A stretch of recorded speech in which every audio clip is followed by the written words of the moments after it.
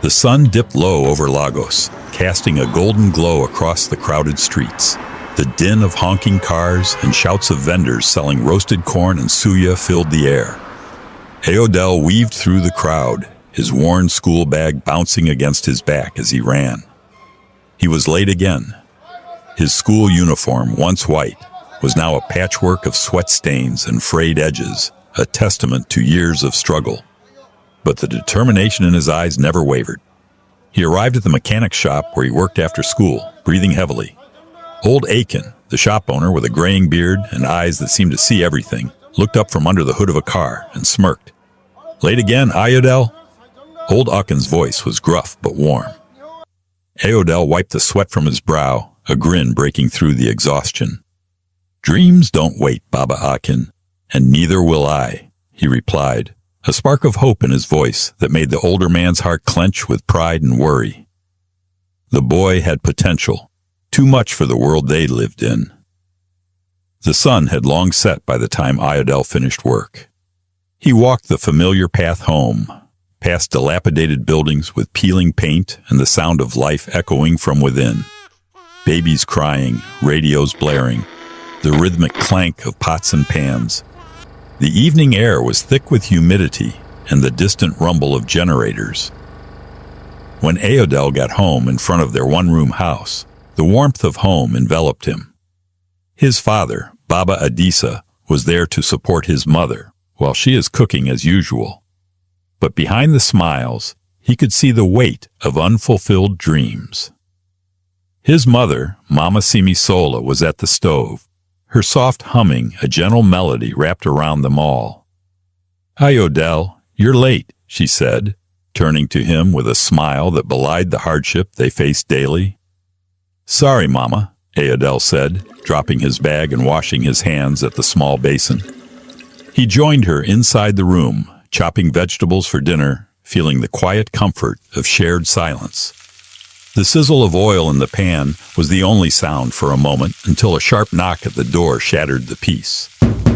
Baba Adisa's brow furrowed and Mama Simisola's hands stilled. Visitors at this hour were rare, and their small world was not one that often welcomed surprises.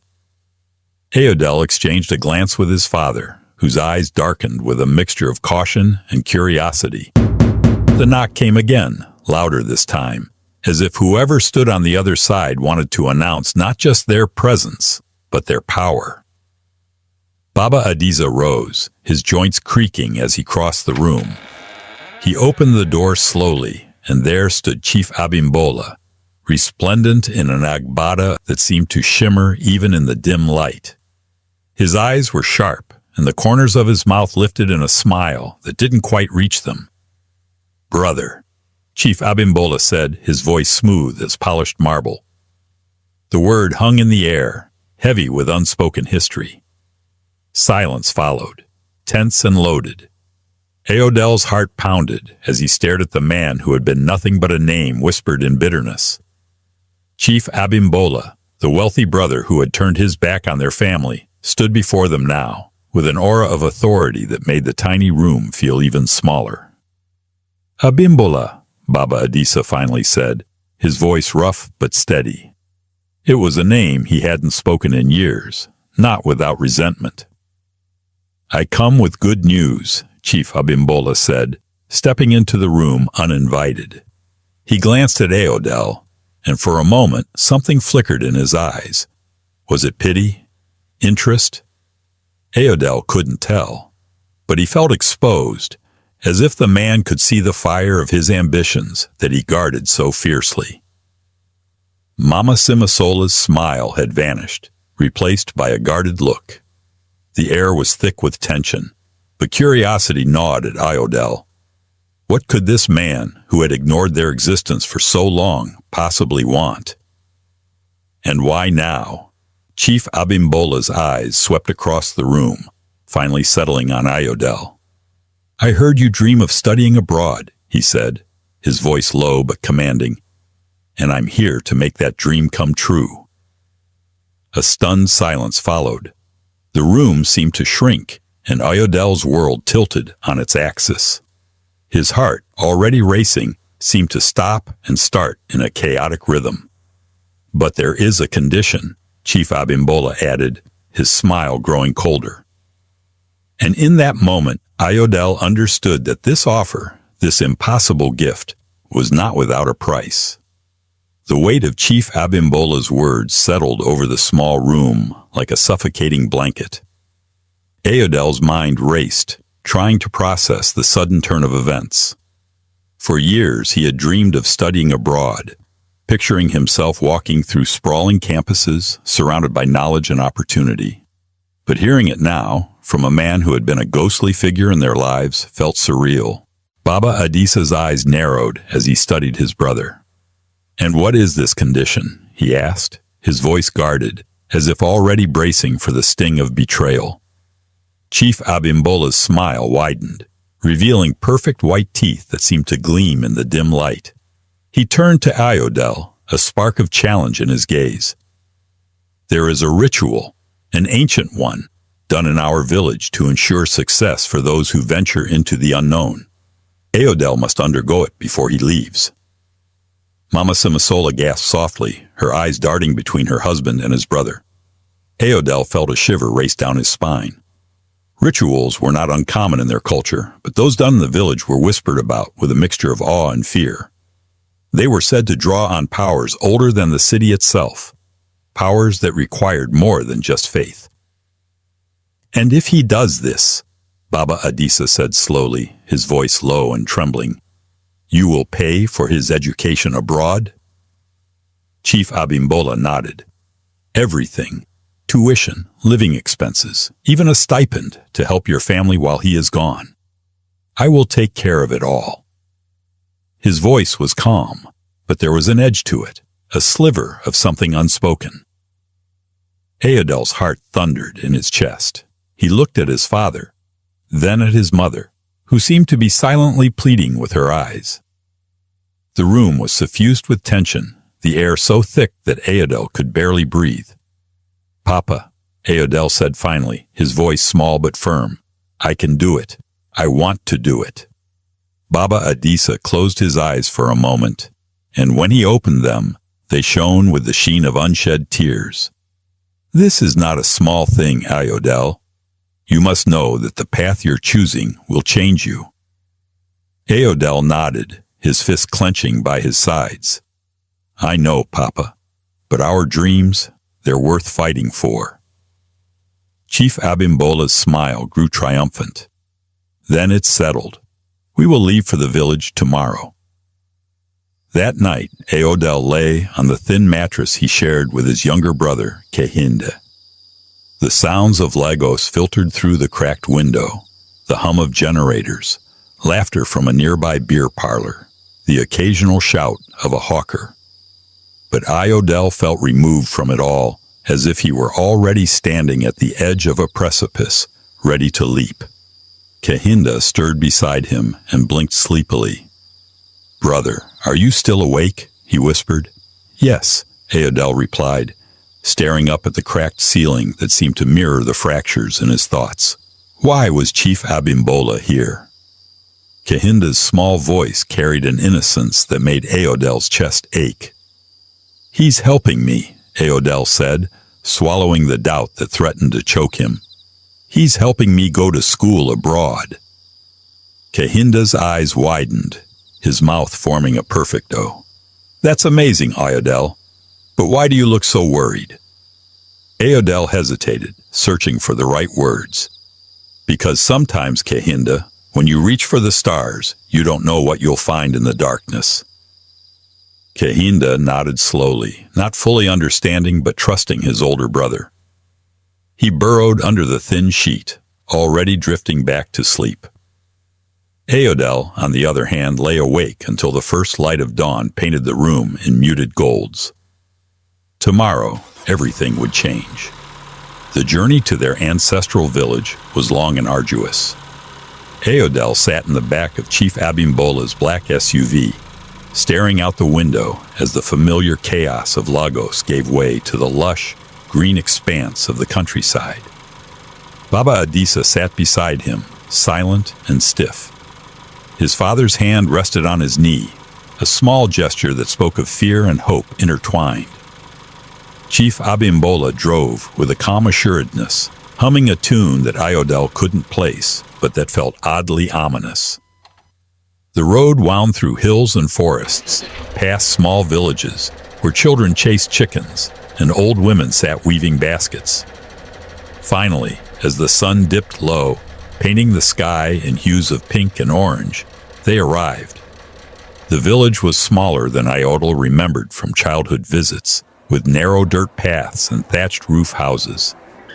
The air smelled of wood smoke and earth, rich and raw. The elders were already gathered at the center of the village, their wrinkled faces illuminated by the flickering light of a bonfire. The elders chanted in low voices, their words weaving a spell that made the hair on his arms stand on end. As Iodel took his place by the fire, he felt the eyes of the entire village on him. But one gaze felt heavier than the others. Chief Abimbola's, watching him with a mixture of expectation and something far darker. The flames danced wildly, their golden light casting long shadows that writhed across the faces of the assembled elders. Aodel's heart thudded against his ribs, each beat echoing the rhythmic chants that rose from the circle of weathered men and women surrounding the fire. Their voices merged, forming a haunting melody that seemed to vibrate through the ground beneath his feet. Chief Abimbola stepped forward, his posture as commanding as ever, but with an expression that hinted at reverence. In his hands, he held a small, intricately carved wooden bowl filled with a dark, viscous liquid. He handed it to the eldest of the group, Baba Olowu, whose milky eyes held a power beyond sight. This ritual ensures that the boy will be fortified against all obstacles that may stand in his way, Baba Olowu said, his voice gravelly yet strong. But with great gifts come great risks. The crowd murmured, their voices tinged with awe and unease. Aodel clenched his fists, his determination rooted deep in the dreams he had nurtured for years. He took a steadying breath, meeting the elders' unseeing eyes. "I am ready," Aodel said, his voice steady despite the tremor in his limbs. With a solemn nod, Baba Olowu dipped a finger into the liquid and traced a line across Aodel's forehead, the cool touch sending a shiver down his spine. The elders' chants grew louder, the other voices following until the cacophony of song and drum beats swirled together, a storm of sound that seemed to lift the night itself. Suddenly, Aodel felt a sharp pain in his chest, as if the air had been stolen from his lungs. The world tilted and spun, and he fell to his knees. His vision blurred, the firelight merging with the shadows in a dizzying dance. A cry escaped him, one of surprise more than fear, before the darkness closed in, dragging him into an abyss deeper than sleep. When Aodel's body hit the ground, silence fell like a shroud over the village. The flames sputtered as if gasping, and the elders' chants ceased in a heartbeat. Baba Adisa was on his feet before he could think, his heart racing as he reached for his son. Chief Abimbola's outstretched arm blocked him, the gesture so sudden and forceful that it startled him into stillness. "Stay back," Abimbola hissed, his eyes wide with something that looked like fear. "But my son," Baba Adisa shouted, his voice cracking under the weight of panic. He shoved past his brother's arm, falling to his knees beside Aodel.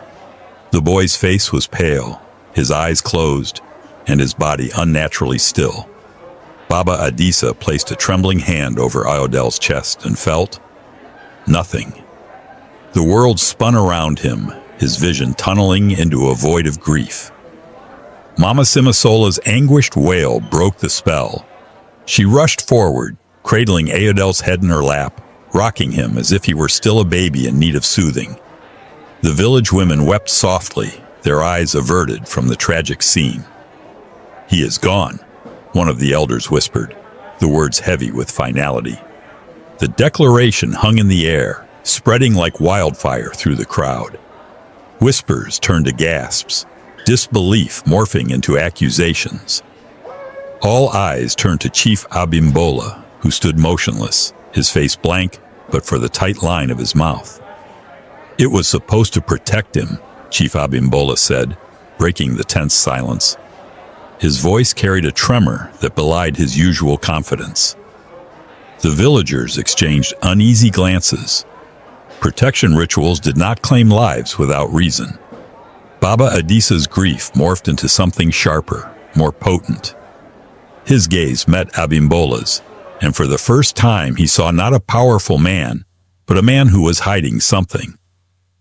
The morning after Iodel's death, the village was still shrouded in an unnatural quiet.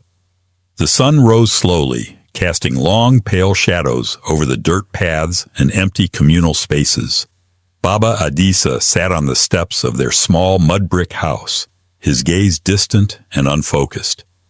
Mama Simisola was inside, her muffled sobs echoing through the walls.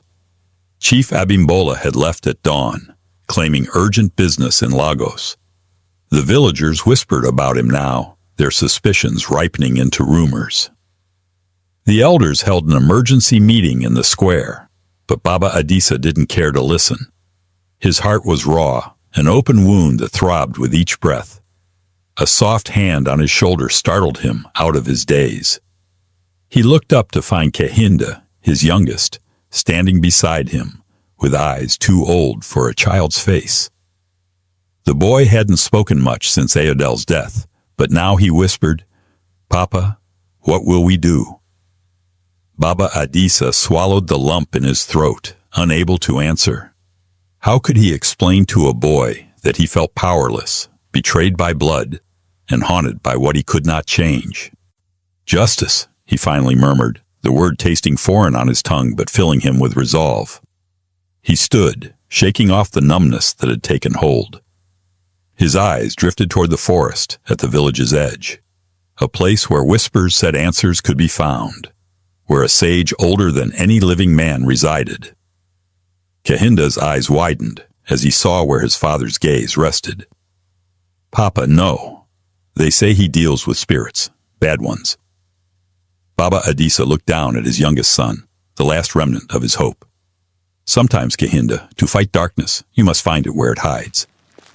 With that, he set off toward the forest, each step heavy with grief, each heartbeat pounding with the vow of a father who would not rest until the truth behind Ayodel's death was uncovered. The forest loomed ahead, its towering trees woven together in an ancient, unbroken embrace. Baba Adisa stood at its edge, the morning light casting fractured shadows across his weathered face. The path ahead was one that few dared treads, marked only by whispers and warnings about spirits and forgotten gods.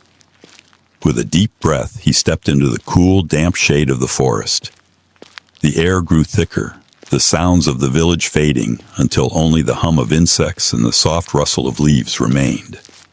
The path twisted like a serpent, leading him deeper into a place where time felt irrelevant and the past whispered in every breeze. After what felt like hours, Baba Adisa saw it. A small clearing, its center occupied by a hut that seemed to have grown out of the earth itself. Vines clung to its walls, and the roof was a tangled mat of leaves and branches. Smoke curled lazily from a hole in the roof, carrying with it the pungent scent of burning herbs. An old man sat outside, his eyes closed as if in deep meditation. His skin was dark as the bark of the iroko tree, and lines etched his face, marking the passage of countless years. When Baba Adisa approached, the sage's eyes snapped open, revealing irises the color of storm clouds.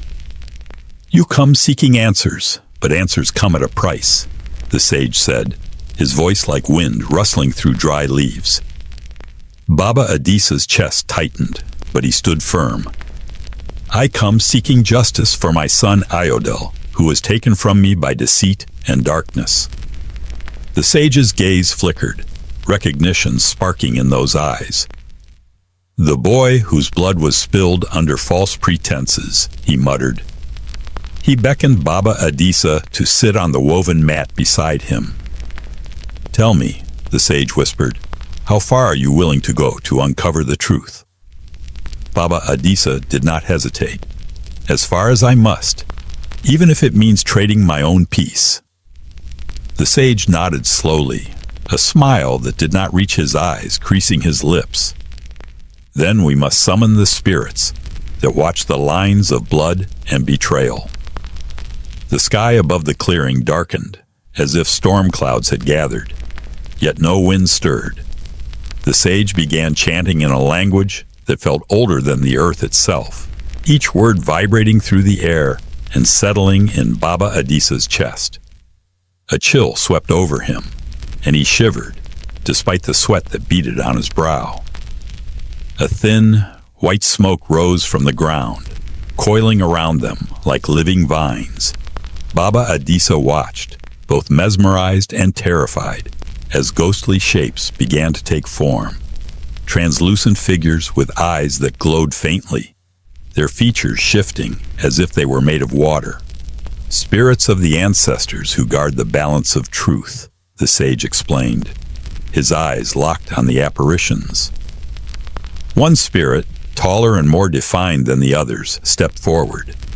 Its face bore a striking resemblance to an elder Baba Adisa had known as a child, a relative whispered to have died mysteriously.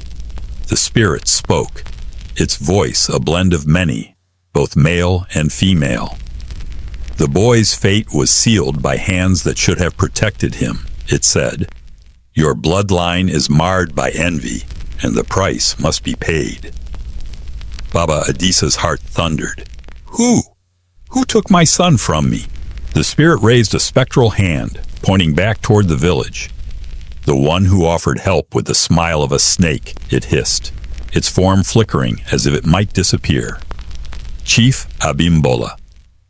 The realization hit Baba Adisa like a hammer, igniting a fire within him that burned hotter than grief. "What must I do to bring this betrayal to light?" Baba Adisa asked, his voice shaking but resolute. The sage's eyes met his, solemn and knowing. "You must face him, armed not with violence, but with the truth that now courses through your veins. Only then will the spirits reveal the hidden face of guilt." Baba Adisa felt a pulse of energy flood his body, as if the spirits had given him part of their power. The forest around him seemed to exhale, and the white smoke dissolved into the ground, leaving the clearing silent once more. With a heart full of grief, rage, and newfound purpose, Baba Adisa turned back toward the village. The path ahead was no longer shrouded in mystery, but paved with a grim resolve. Justice, he vowed, would come at dawn. Baba Adisa stepped out of the forest with the weight of ancestral voices still thrumming in his veins. The village seemed unchanged at first glance. Children's laughter mingled with the crackle of fires, and the sun bathed the red earth in warmth. Yet, to Baba Adisa, everything felt different, as though an invisible shroud hung over the people, masking their faces with ignorance. Word of Iodel's death had lingered like a shadow, whispered from ear to ear, but never addressed aloud. As Baba Adisa walked down the familiar, dust-covered path back to his home, eyes darted his way, curiosity and pity mixing on the villagers' faces. He ignored their glances, his jaw set tight, his mind racing with plans. He found his wife, Mama Simisola, at the threshold of their modest house, sweeping the porch as though erasing all traces of grief. Her eyes, dark and swollen, met his, and the broom stilled in her hands. "Did you find what you were looking for?" she asked, her voice barely a whisper. Baba Adisa took her hand in his, pressing it tightly. "I found what we needed. The spirits have spoken." Her eyes widened. He sat her down and recounted what had transpired in the forest.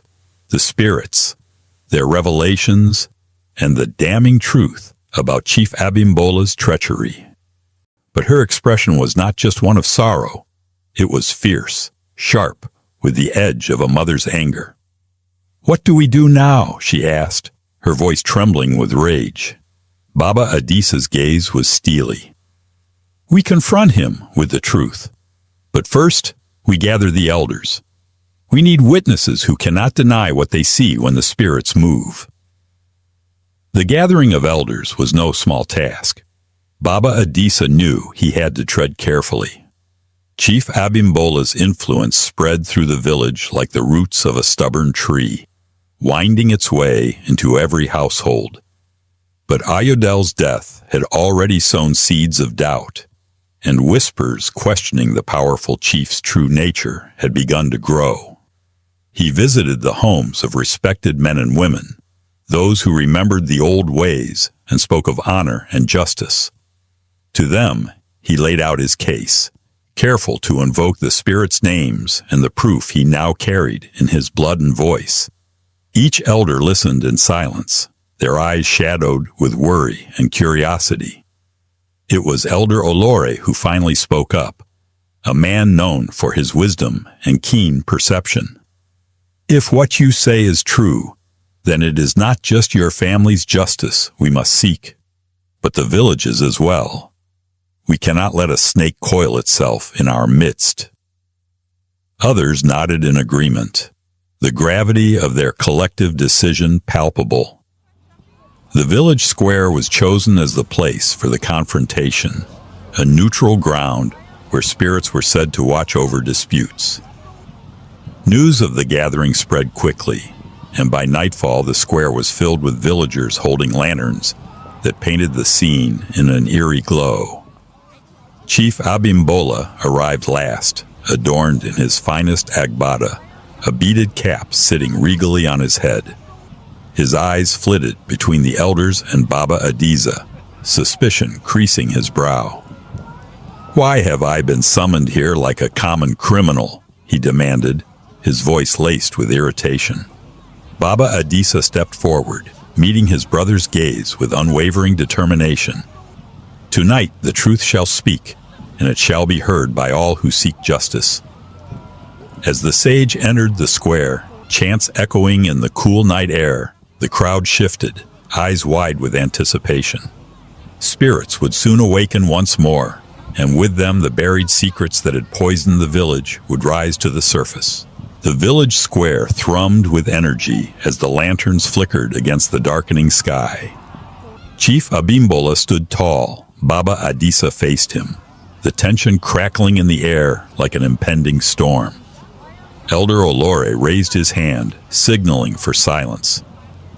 "We gather here not only to mourn, but to seek the truth behind the tragic loss of Ayodel, the son of Baba Adisa." His voice was steady and authoritative, drawing the attention of every villager. "A life has been lost, and with it, the trust that binds our community together." "Enough of this nonsense," Chief Abimbola scoffed, his tone dismissive.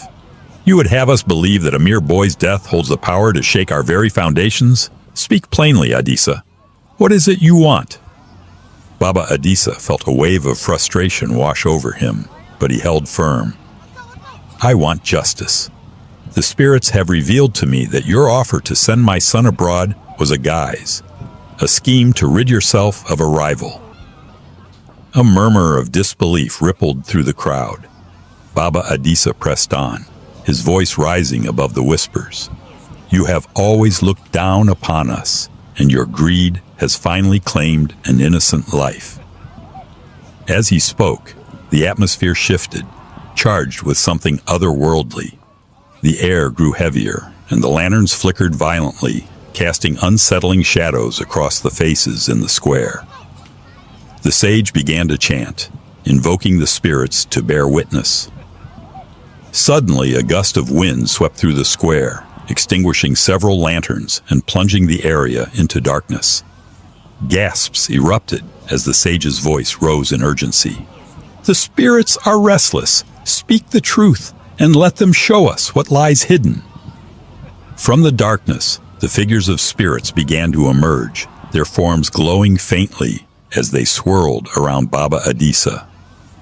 The sight sent shivers through the crowd, and gasps echoed in the night air. "Chief Abimbola," the sage called, his voice booming as if channeling the very essence of the spirits. "Your deceit has angered the ancestors. Step forward and face what you have done." Chief Abimbola's demeanor shifted as he felt the weight of the ancestral gaze upon him. The confidence that had buoyed him crumbled under the scrutiny of the spirits and the villagers. The murmurs in the crowd grew louder, echoing his name in a chorus of disappointment and betrayal. I have done nothing wrong," he stammered, though his voice wavered. "This is nothing but a ploy by a desperate man." "Is that so?" Baba Adisa interjected, stepping closer, his heart racing. "You offered to help Ayodel, but demanded a ritual that you knew could endanger his life. Why? To keep him from becoming your rival?" The spirits whirled faster, and the temperature dropped. Baba Adisa could feel their power coiling around him, urging him to press on. "You think wealth can shield you from justice, but tonight the truth will pierce through your armor." Chief Abimbola's face blanched as he glanced nervously at the spirits. "I am a chief. You cannot accuse me without proof." This story will continue shortly. If you are enjoying this story, please like, share, and subscribe for more. Click the notification button so you would be the first to know once I drop a new story on this channel. Thank you. Now back to the story. "Then let the spirits reveal what you've concealed," Baba Adisa challenged, feeling the energy of the crowd swell behind him.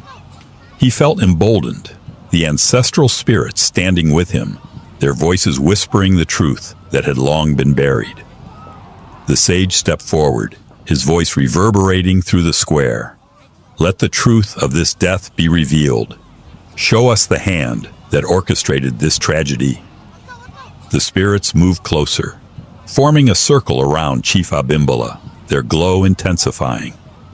Baba Adisa felt the air thickening as a deep rumble echoed through the ground. The night sky lit up momentarily as a flash of lightning illuminated the square, casting eerie shadows that danced against the walls of the surrounding huts. "Speak the truth or face the wrath of the ancestors," the sage implored, raising his arms in a powerful gesture. The villagers held their breath, tension hanging in the air like a heavy fog. Chief Abimbola's bravado began to wane as he took a hesitant step back, his eyes wide with fear. The spirits' whispers grew louder, swirling around him, demanding his acknowledgement. The atmosphere in the village square became electric as the spirits loomed ominously around Chief Abimbola. The villagers watched in stunned silence, each person feeling the weight of the moment. What had been a simple gathering for justice was turning into something far greater. With a shaky breath, Chief Abimbola's facade finally cracked. "What do you want from me?" he pleaded, his voice a blend of desperation and anger. "I did what I thought was necessary for my family. You think I wanted this?" Baba Adisa stepped forward, the flickering light of the remaining lanterns casting long shadows. "You let your greed overshadow your brother's blood. You were afraid Ayodel would outshine you. You conspired against him." At those words, the spirits surged forward, their presence wrapping around the chief like a shroud. The sage's voice rose, commanding the attention of all present. "You must confess, Chief Abimbola. The truth is your only path to redemption." For a moment, the chief stood there, visibly trembling. The air was thick with anticipation as the villagers leaned in, awaiting his response. Just as the tension became unbearable, a heavy silence descended, punctuated only by the sage's rhythmic chanting. Finally, with a trembling voice, Chief Abimbola spoke. "Yes, I feared Ayodel. He had the potential to eclipse me, to take away everything I've built." His admission hung in the air, the weight of it palpable. The villagers gasped, a wave of disbelief washing over them. Baba Adisa felt a surge of anger and sorrow welling within him, but he pressed on. "You used the promise of my son's future as a tool to secure your own, and for that, you must pay." As if in response to his words, the spirits shifted, their glow intensifying, creating a whirlwind of light that spun around the chief. He stumbled back, fear etched into his face, and the crowd erupted in a chorus of outrage, their loyalty to Baba Adisa surging forth like a tidal wave. "Justice!" they cried. "Justice for Iodel!" The sage raised his hands, calling for calm. "This must end now, Chief Abimbola. Do you accept the consequences of your actions?" Chief Abimbola fell to his knees, the mask of arrogance shattered. I accept," he gasped, his voice barely audible. "But please, I beg for mercy."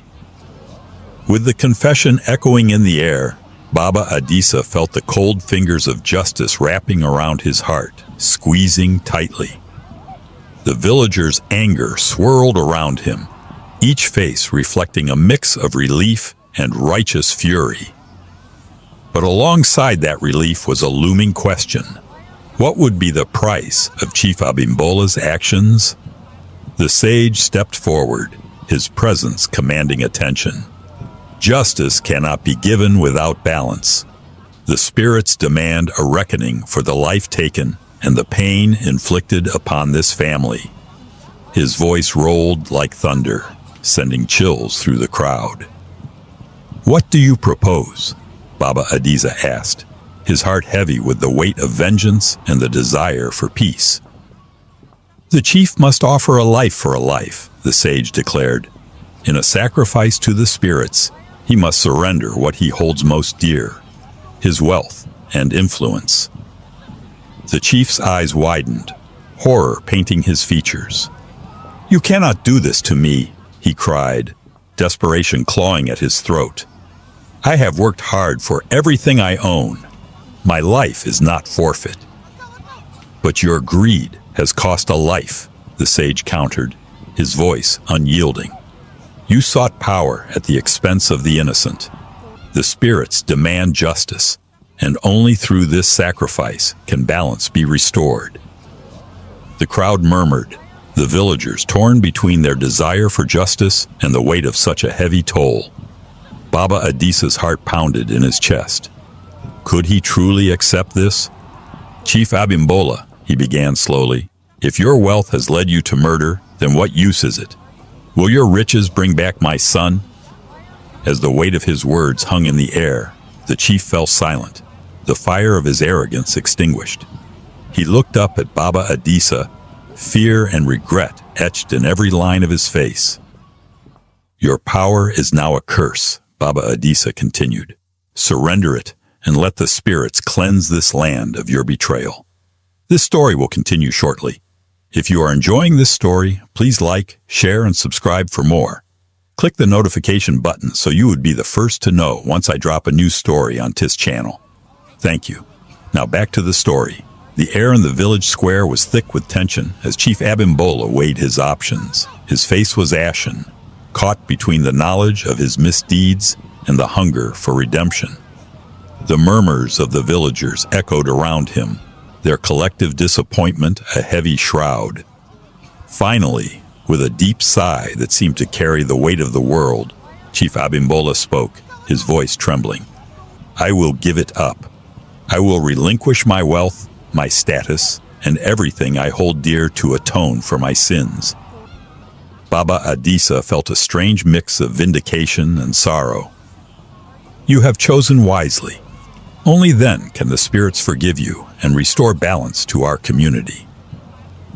The sage gestured for the villagers to step back as he prepared the sacred area for the ritual. The lanterns flickered ominously, casting long shadows on the ground as the spirits swirled in anticipation. With solemnity, Chief Abimbola removed his ceremonial necklace, an emblem of his power, and laid it on the altar before the sage. "This represents my title and my wealth. May it appease the spirits." As he did so, the air seemed to pulse with energy. The spirits moved closer, their forms flickering with vibrant light, as if acknowledging the sacrifice. The sage began to chant, his voice rising above the whispers of the villagers, calling for the spirits to accept the offering. As the chant crescendoed, the village square erupted in a brilliant light, illuminating the dark night sky. The villagers watched in awe, their hearts racing as the spirits took the necklace and disappeared into the ether, leaving behind a profound silence. Baba Adisa stepped forward, his eyes reflecting the light of the spirits. Now we shall honor Ayodel's memory. His life will not be forgotten, and we shall rebuild our community stronger than before." The villagers nodded, a sense of unity washing over them. The price of justice had been steep, but it was a price that they were willing to pay to restore their village and honor their lost son.